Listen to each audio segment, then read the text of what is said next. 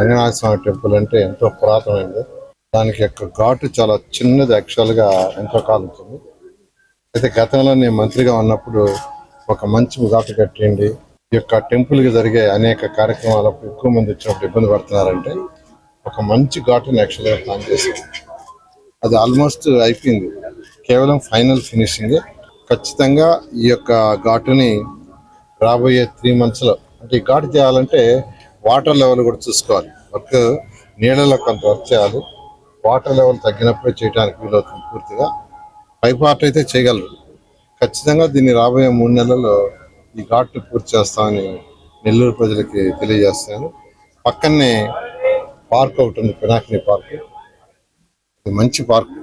అంటే ఈ పక్క రంగనాయకులపేట ఈ 49, 47, 46, ఈ యొక్క 49, 48 ఈ ప్రాంతంలో వాళ్ళకి ఇటుపక్క పెన్నారి ఊరు పక్కన ఒక మంచి పార్క్ కట్టాలని అనుకున్నాం. ఎందుకంటే అటుపక్క వాళ్ళకి నెక్లెస్ రోడ్డు ఉంది, ఇటుపక్క వాళ్ళకి అటువంటి పార్క్ ఏం లేదు.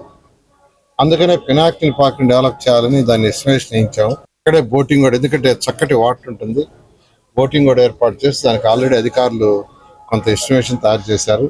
అయితే నీళ్ళల్లో ఫస్ట్ దానికి ఇది కట్టాలి, అది మన కాంక్రీట్ వాల్, దానికి కూడా ఎస్టిమేషన్ వేశారు. ఇవాళ దాని మీద డిస్కస్ చేస్తాను. అంటే 5 లక్షల లోపల వరకు అయితే మండేనే నామినేషన్ వరకు శాంక్షన్ చేస్తాను.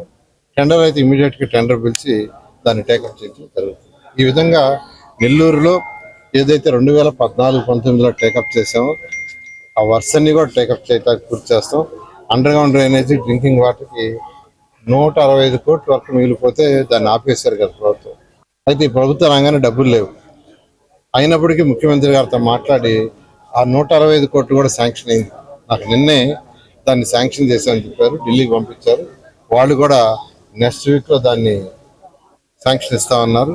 అది కానీ ఇస్తే under ground drainage, drinking water కూడా వేగవంతంగా కంప్లీట్ చేసి 1 year లోపల నెల్లూరు ప్రజలకు హ్యాండ్ ఓవర్ చేయడం.